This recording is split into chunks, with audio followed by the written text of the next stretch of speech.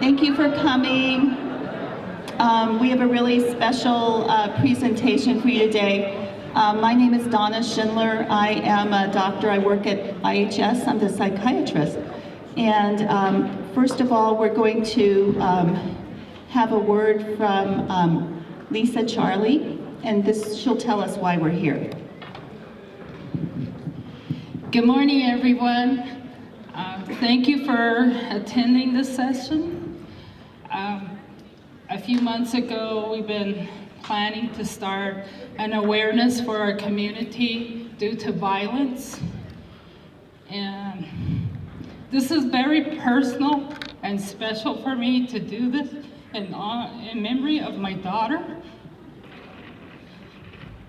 And I just talked to Donna about this, that we needed to do something to bring awareness to everybody here in our community. And because, we need to somehow stop the violence. It is a painful experience to go through this as a mom. And I just want to tell all of you today, if you're in a situation of in any kind of home violence or have friends, be the one to speak out and do something about it. We decided to call this, instead of Stop the Violence, this Sacred Dream Project. And with this, we will have hope and faith that it will be able to help a lot of people out there. One thing about Jamie, she always wrote hope and faith. And when I was going through her notebook, this was a lot of things she wrote about. So I took it where I hope we have the faith and to be able to do this together as a group and hope for our future, because together the one that are going to be helping us back as we get older. Thank you.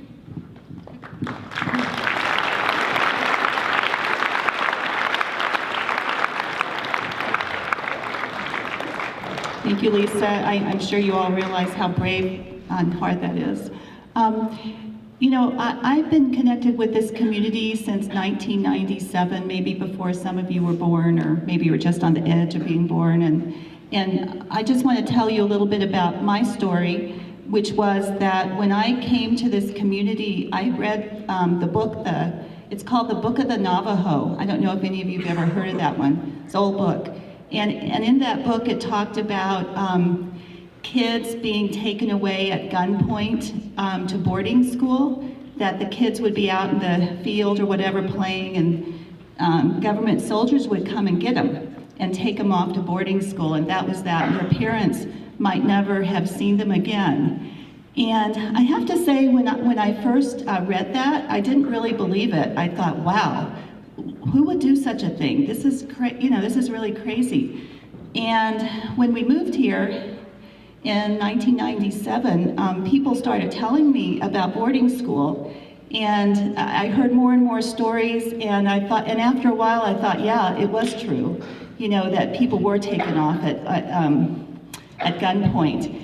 And as time went on, I read more and more things, and eventually I moved to California. And Dr. Duran, who's going to talk to you today, when I was moving to California, I said, gosh, there aren't even any Native people there. I don't know why I'm going there, because I like to work with Native people. And he said, don't you know, Donna, that California was like one of the worst places for Native people in the whole United States, and that in the 1930s in California, the government paid $30 for Indian ears.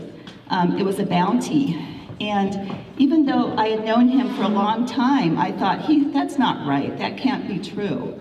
I moved to California and I found out that not only was that true, but a lot of things that were even worse than that, if you can believe it, were true.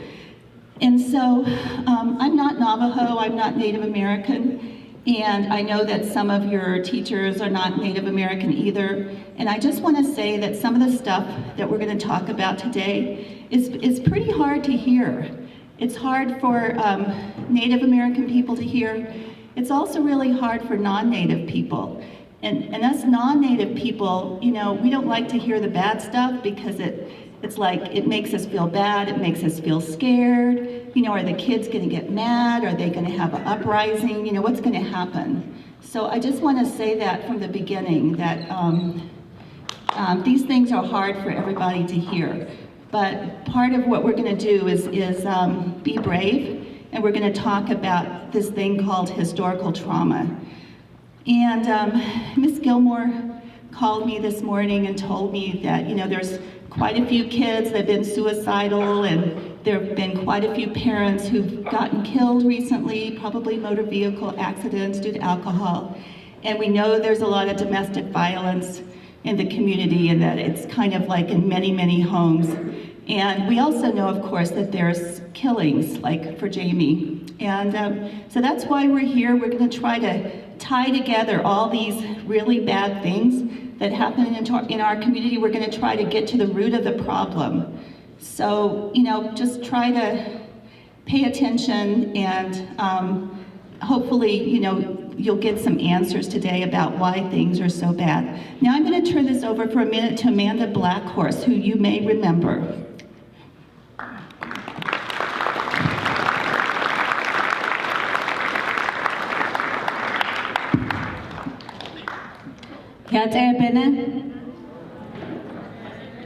Is everyone awake?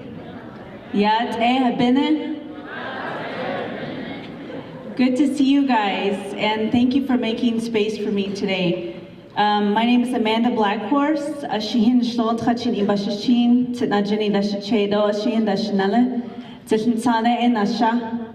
And I'm also a counselor here in Kayenta over at Counseling Services with Indian Health Service.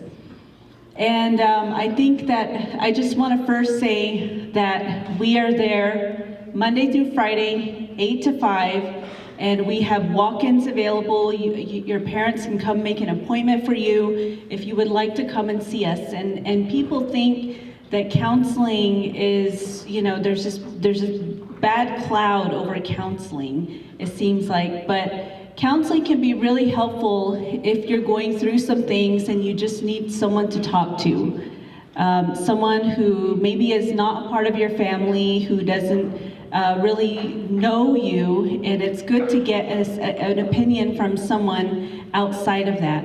And it's a safe place, and our job is to try to keep the community safe and to try to keep our children safe as well. So come by and see us if you guys need to, okay? The other thing I wanted to talk about, we're talking about violence here. I went to school here. I also went to KMS. I also went to Pinion High School, and I went to Gray Hills Academy, and I eventually graduated from Grand Canyon High School. So I've seen violence. I've grown up in Big Mountain and out here, and to me, growing up, violence was just normal. It was just a way of life. It was just, you know, we just ignore it. But what I learned later on, as I began to learn about what historical trauma is that violence is not normal. And I think that there's studies that show that Native American children are exposed to a high level of violence. And therefore, we think it's okay and it's normal, and we go on to do the same thing as well. And so what we want to do is we want to stop that cycle of violence with you, because you are the next generation. You are our leaders. I never thought that I would be considered a leader when I was sitting in this same gymnasium when I was younger. I never thought that it was possible for me to go to college. I never thought it was possible for me to graduate from college or get a master's degree and come back and work for my community. It's just not something that was taught to me. So I want to encourage you guys to learn and educate yourself about your culture and the history of your culture, and be very proud of who you are and your identity, because you are all very beautiful people. I never realized that. I was always taught to be ashamed of my culture. I was taught that it's okay to be called a dumb Indian. I was taught that it was okay to be ashamed of your accent, because I speak Navajo and I speak English. And sometimes my accent comes out and people make fun of each other because of that. And that's a part of that oppression that we speak of. A part of historical trauma is picking on each other and making fun of each other. And we like to joke around, right? Navajos, we like to joke a lot. But sometimes we take it a little too far and we hurt other people. And I know there's bullying here. There was bullying when I was in school. And I was a bully at one point too. I'm not proud of it, but we need to understand where some of these behaviors come from. Why are we doing these things? Why are we taught that it's okay to do these things to each other? It's not. So I think that a great way to tackle this is to learn your culture and be proud of who you are and be proud of each other. And that's where it begins. So today we're going to learn about historical trauma. Who's heard of historical trauma before? Wow, that's really impressive. Because when I was growing up, I didn't learn anything about it, and it wasn't until I went to college that I learned about it. But I want to introduce one of the founders of this historical trauma theory, and a person who created the idea of healing the soul wound. So we know what historical trauma is, which you're going to learn a little bit about that today. But so we know what it is, and how do we heal from that? How do we begin to get past that?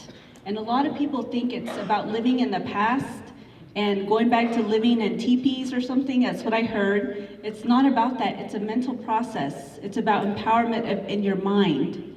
And so we're going to learn about healing the soul wound and about historical trauma. And Dr. Eduardo Duran is here from California, but he's from Bozeman, Montana. He's been doing this for a very long time. He's a clinical psychologist, and we're very blessed to have him. So here is Mr. Dr. Eduardo Duran.